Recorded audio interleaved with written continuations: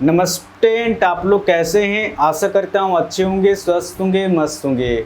आज हम लोग परसेंटेज का सवाल करेंगे जो आपका रेलवे एग्जाम में पूछा गया है। इस वीडियो को देखने के बाद आज के बाद जब भी इस टाइप क्वेश्चन आएगा तो आप इसको चुटकी में सॉल्व कर सकते हैं, ठीक है। तो बिना देर के क्वेश्चन को सॉल्व करते हैं। आपको उसमें दिया गया है एक परीक्षा में 90% छात्र उत्तीर्ण हुए और 600 छात्र अनुत्तीर्ण हुए। परीक्षा के लिए कितने छात्र उपस्थित हुए? आप देख सकते हैं क्वेश्चन पूछा गया आपका आरआरबी एनटीपीसी में 8/4/2021 को मॉर्निंग शिफ्ट में पूछा गया। तो जैसे क्वेश्चन में दिया उस हिसाब से लिख जाएंगे। एक परीक्षा में 90% छात्र उत्तीर्ण हुए। टोटल हमेशा 100% होता है। 100% में अगर 90% पास हो रहा तो फेल कितना हो रहा आपका? फेल हो रहा आपका 10%।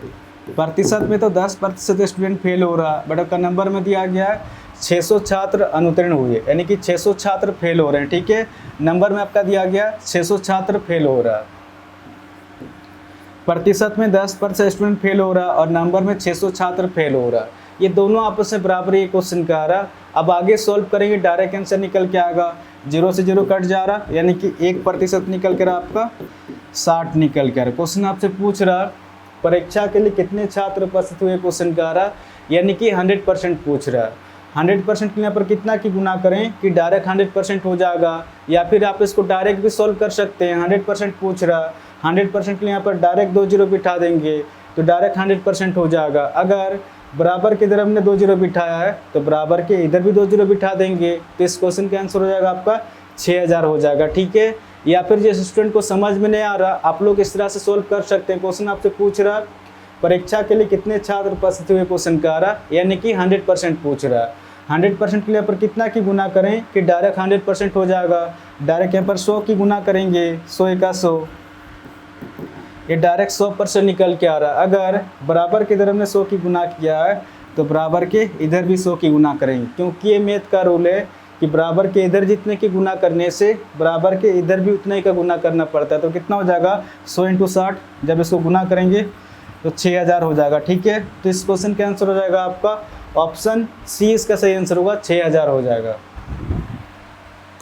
आपका 83 नंबर क्वेश्चन आपका दिया गया है यदि x की आय y की आय से 40% कम है तो y की आय x की आय से लगभग कितने % अधिक है। आप देख सकते हैं क्वेश्चन पूछा गया आपका आरआरबी एनटीपीसी में 8/4/2021 को मॉर्निंग शिफ्ट में पूछा गया। तो जैसे क्वेश्चन में दिया उस हिसाब से लिखते जाएंगे।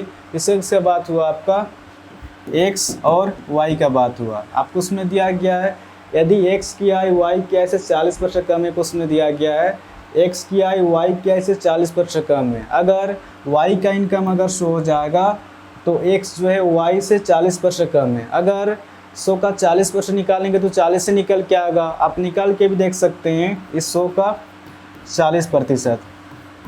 प्रतिशत हमेशा 2 0 काटता है, कितना निकल के आ रहा 10 × 4 40 निकल के आ रहा। अगर 100 का 40% निकाल रहे तो 40 से निकल के आ रहा। तो जैसे 100 में 40 माइनस करेंगे x का संख्या हो जाएगा आपका 60 हो जाएगा, यानी कि x का इनकम 60 रुपया निकल के आ रहा और y का इनकम 100 रुपया निकल के आ रहा। आगे आपको उसमें दिया गया है तो y की आय x की आय से लगभग कितने % अधिक है। तो ध्यान रहे कि जिसके सामने का या से रहेगा उस डाटा को हमेशा बट्टा के नीचे में लिखेंगे। तो y की आय x की आय से, तो x का संख्या कितना आपका, x का संख्या 60 है, इसको बट्टा के नीचे में लिखेंगे। क्वेश्चन आपसे पूछ रहा y की आय x की आय से लगभग कितने % अधिक है, क्वेश्चन का आ रहा y की आय x की आय से कितना अधिक है, इस डाटा के अनुसार 40 अधिक है। जो भी अधिक होगा कम होगा ऊपर में लिखेंगे और प्रतिशत निकालने के लिए गुना 100। अब इसको सॉल्व करेंगे, डायरेक्ट आंसर निकल के आएगा 20 × 40 20 × 60, यानी कि 100 × 2 200/3 निकल के आ रहा, ठीक है। अब इसको सॉल्व करेंगे, 3 × 6 = 18, 2 हासिल 20 हो जा रहा, 3 × 6 = 18, यानी कि 66.67% हो जाएगा, ठीक है। तो इस क्वेश्चन का आंसर हो जाएगा आपका ऑप्शन डी, इसका सही आंसर होगा 66.67% हो जाएगा, ठीक है। आपका 84 नंबर क्वेश्चन में आपका दिया गया है यदि किसी कर्मचारी के वेतन में 15% की वृद्धि की जाती है और बाद में 15% कमी की जाती है तो वेतन में कुल कमी % क्या हुई, क्वेश्चन का आ रहा। तो जैसे क्वेश्चन में दिया उस हिसाब से लिखते जाएंगे। यदि किसी कर्मचारी के वेतन में 15% की वृद्धि की जाती है, 15% की वृद्धि दिया गया, आगे आपको उसमें दिया गया है और बाद में 15% कमी की जाती है, फिर से आपका 15% की कमी हो रहा। सबसे पहले इसको सॉल्व करेंगे कि 15% फ्रैक्शन में कितना होता है। जब भी प्रतिशत को हटाएंगे 100 से भाग देंगे, 5 से 15, 5 दूना 10, 0, यानी कि 3/20 निकल के आ रहा। ये भी हो जाएगा आपका 3/20 हो जाएगा। और फ्रैक्शन में जो होता है नीचे वाला संख्या हमेशा ओरिजिनल संख्या होता है, इसके ऊपर चेंजेस होता है, इसके बढ़ता भी है, इसके ऊपर घटता भी है। ये क्वेश्चन के ऊपर डिपेंड करता है कि आपको क्वेश्चन में क्या दिया गया। आपको उसमें दिया गया है यदि किसी कर्मचारी के वेतन में 15% की वृद्धि की जाती है, क्वेश्चन कह रहा अगर किसी कर्मचारी को वेतन अगर 20 रुपया मिलता होगा तो इस 20 का 15% वृद्धि हो रहा है, तो इस 20 का 15% कितना हो जाएगा, 3 होगा। 3 रुपये की वृद्धि हमेशा ऊपर संख्या निकल के आता है, आप निकाल के भी देख सकते हैं। इस 20 का 15%, जब 15% को फ्रैक्शन में सोल्व करेंगे 3/20 आएगा। 20 से 20 कट जा रहा, आप देख सकते हैं यहाँ पर भी 3 है और यहाँ पर भी 3 है, यानी कि इस 20 का 15% वृद्धि हो रहा है। तो इस 20 का 15% कितना निकल कर, 3 निकल कर, 3 रुपये की वृद्धि। तो जैसे 20 में 3 जोड़ेंगे, अब उस व्यक्ति को कितना रुपये वेतन मिलेगा, 23 रुपया मिलेगा। कुछ नहीं करना, जब वृद्धि देगा तो नीचे वाला संख्या से ऊपर संख्या जोड़ देंगे, जब कमी देगा तो नीचे वाला संख्या से ऊपर संख्या घटा देंगे। इस क्वेश्चन में क्या दिया, कमी दिया गया है, तो 20 से ऊपर संख्या 3 घट कितना हो जाएगा आपका, 17 हो जाएगा।